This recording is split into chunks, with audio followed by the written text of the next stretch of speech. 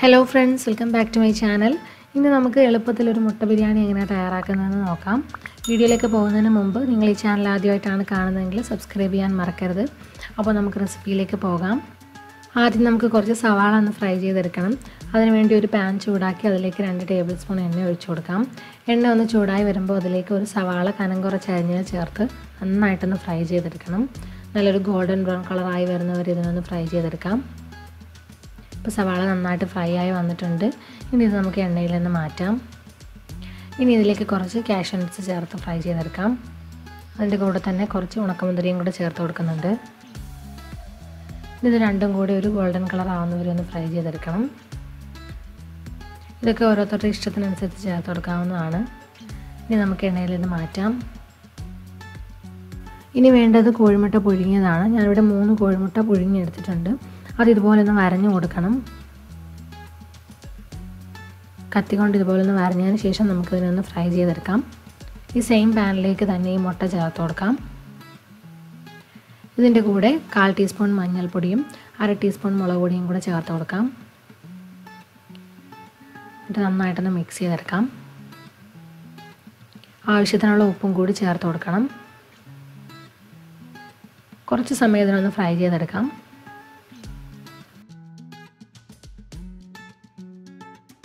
ഇപ്പോൾ ഞാനിവിടെ മുട്ട ഫ്രൈ ചെയ്തെടുത്തിട്ടുണ്ട്. നമുക്കിനി ഇതിനെ എണ്ണയിൽ നിന്ന് മാറ്റാം. ഇനി ഈ ബിരിയാണി ഉണ്ടാക്കാൻ വേണ്ടിയിട്ട് ഒരു വലിയ പ്രഷർ കുക്കർ ഒന്ന് ചൂടാക്കി എടുക്കണം. അതിലേക്ക് 1 ടേബിൾ സ്പൂൺ നെയ്യ് ചേർത്ത് കൊടുക്കാം. ഇനി ഇതിലേക്ക് 1/2 ടീസ്പൂൺ പെരിഞ്ജീരകം ചേർത്ത് കൊടുക്കണം. ഒരു കറുവയുടെ ഇല, കുറച്ച് ഗ്രാമ്പൂ, ഏലക്ക, കറുവപ്പട്ട ഇതെല്ലാം കൂടെ ചേർത്ത് കുറച്ച് സമയം ഒന്ന് വഴറ്റി കൊടുക്കാം. മസാലയൊക്കെ ഒന്ന് ചൂടാവുന്നവരെ അതിനൊന്ന് വഴറ്റി കൊടുക്കണം. ഇനി അതിലേക്ക് 1 ടീസ്പൂൺ ഇഞ്ചി വെളുത്തുള്ളി ഒന്ന് ചതച്ചത് ചേർത്ത് കൊടുക്കാം. എന്നിട്ട് കുറച്ച് സമയം അതിനൊന്ന് വഴറ്റണം. ഇനി ഇതിലേക്ക് 2 സവാള അരിഞ്ഞത് ചേർത്ത് കൊടുക്കാം. എരിവിന് ആവശ്യത്തിനുള്ള പച്ചമുളക് ചേർത്ത് കൊടുക്കാം. ആവശ്യത്തിനുള്ള ഉപ്പും കൂടി ചേർത്ത് നന്നായിട്ടൊന്ന് മിക്സ് ചെയ്തെടുക്കാം. ഇനി ഇതിലേക്ക് കുറച്ച് കറിവേപ്പിലയും കൂടി ചേർത്ത് കൊടുക്കുന്നുണ്ട്. ഇനി സവാള നന്നായിട്ടൊന്ന് വഴറ്റിയെടുക്കണം. സവാള വഴന്ന് വന്നിട്ടുണ്ട്. ഇനി ഇതിലേക്ക് 1/4 ടീസ്പൂൺ മഞ്ഞൾപ്പൊടി, 1 ടീസ്പൂൺ മുളക് പൊടി, 1 ടീസ്പൂൺ ഗരം മസാല പൊടിയും കൂടെ ചേർത്ത് പൊടികളുടെ പച്ചമണമൊക്കെ ഒന്ന് മാറി വരുന്നവരെ ഒന്ന് വഴറ്റി കൊടുക്കാം.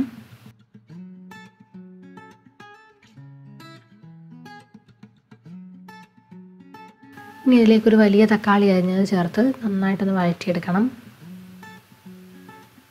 തക്കാളി ഒന്ന് വെന്ത് വരുന്നവരെ ഒന്ന് വഴറ്റിയെടുക്കാം. ഇനി ഇതിലേക്ക് കുറച്ച് മല്ലിയില അരിഞ്ഞതും പുതിനയില അരിഞ്ഞതും കൂടി ചേർത്ത് കൊടുക്കണം. എന്നിട്ട് നന്നായിട്ടൊന്ന് മിക്സ് ചെയ്തെടുക്കാം.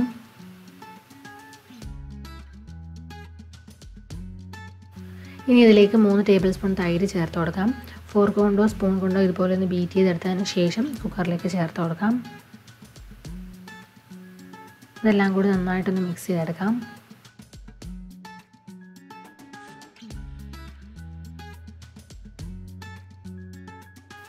ഇനി ഈ മസാലയിലേക്ക് ഞാനൊരു മുട്ടയും കൂടി ചേർക്കുന്നുണ്ട്. അത് ചെറുതായിട്ടൊന്ന് ബീറ്റ് ചെയ്തെടുത്തതിന് ശേഷം ചേർത്ത് കൊടുക്കാം. മുട്ടയൊന്ന് വെന്ത് വരുന്നവരെ അതിനൊന്ന് മിക്സ് ചെയ്ത് കൊടുക്കാം.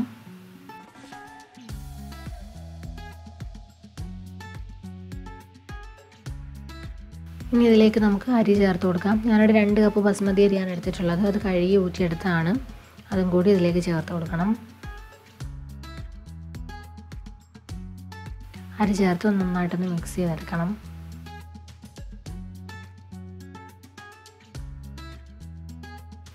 ഞാനത് നല്ലപോലെ മിക്സ് ചെയ്തെടുത്തിട്ടുണ്ട്. ഇനി ഇതിലേക്ക് വെള്ളം ചേർത്ത് കൊടുക്കാം. ഞാനിവിടെ 3 കപ്പ് വെള്ളമാണ് എടുത്തിട്ടുള്ളത്. 2 കപ്പ് അരിക്ക് 3 കപ്പ് വെള്ളമാണ് ചേർക്കുന്നത്. എന്നിട്ട് നന്നായിട്ടൊന്ന് മിക്സ് ചെയ്തെടുക്കാം.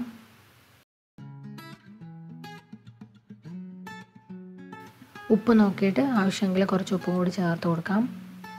ഇനി ഇതിലേക്ക് 1 ടേബിൾ സ്പൂൺ നാരങ്ങ നീരും കൂടി ചേർത്ത് കൊടുക്കുന്നുണ്ട്. നമ്മൾ നേരത്തെ ഫ്രൈ ചെയ്ത് വെച്ചിരിക്കുന്ന സവാളയും കുറച്ച് നട്ട്സും കൂടി ഇതിലേക്ക് ഇട്ട് കൊടുക്കാം. അതിൽ നിന്ന് പകുതി ചേർത്ത് കൊടുത്താൽ മതി. ഇനി ഇതൊന്ന് അടച്ച് വെച്ച് 20 മിനിറ്റ് മീഡിയം ടു ലോ ഫ്ലെയിമിലൊന്ന് വേവിച്ചെടുക്കണം. 20 മിനിറ്റ് കഴിയുമ്പോൾ സ്റ്റൗ ഓഫ് ചെയ്യാം. പ്രഷർ കംപ്ലീറ്റ് ആയിട്ട് പോയതിന് ശേഷം മാത്രം കുക്കർ തുറക്കാം. നമ്മുടെ ചോറ് റെഡി ആയിട്ടുണ്ട്. നന്നായിട്ട് വെന്ത് വന്നിട്ടുണ്ട്. ചോറിൻ്റെ കൂടെ ഇട്ട് പുഴുങ്ങിയ മുട്ട വേവിക്കാത്തതാണ് നല്ലത്. അപ്പം മുട്ട ഒന്നും കൂടി ഹാർഡായി പോകും. അതുപോലെ കുക്കറിൽ വേവിച്ചെടുക്കുന്നതുകൊണ്ട് ഞാനിവിടെ റൈസ് സോക്ക് ചെയ്തൊന്നും വെക്കുന്നുമില്ല. പിന്നെ നമ്മൾ നോർമലി നെയ്ച്ചോറ് ഉണ്ടാക്കുന്ന പോലെ തന്നെയാണ് ഉണ്ടാക്കിയെടുക്കുന്നത്. വെള്ളം വറ്റിച്ചാണ് എടുക്കുന്നത്. പക്ഷേ കുക്കറിലായതുകൊണ്ട് നമുക്ക് ഡബിൾ വെള്ളം ആവശ്യമില്ല. 1 കപ്പ് അരിക്ക് 1.5 കപ്പ് വെള്ളം മതിയാവും. ഇനി നമുക്ക് കുറച്ച് ഫ്രൈ ചെയ്ത സവാളയും നട്ട്സും മല്ലിയിലയും പുതിനയിലയൊക്കെ ഇട്ട് നമുക്ക് ചോറ് സെർവ് ചെയ്യാം. അതിൻ്റെ കൂടെ നമ്മൾ നേരത്തെ ഫ്രൈ ചെയ്ത് വെച്ചേക്കുന്ന എഗ്ഗും കൂടെ വെച്ച് കൊടുക്കാം. അപ്പോൾ എല്ലാവർക്കും ഈ റെസിപ്പി ഇഷ്ടമായെന്ന് വിചാരിക്കുന്നു. വീഡിയോ ഇഷ്ടമായാൽ ലൈക്കും കമൻറ്റും ഷെയറും ചെയ്യണം. ചാനൽ ആദ്യമായിട്ടാണ് കാണുന്നതെങ്കിൽ സബ്സ്ക്രൈബ് ചെയ്യാനും മറക്കരുത്. പുതിയ റെസിപ്പിയുമായിട്ട് വീണ്ടും കാണാം. Thank you for watching. By.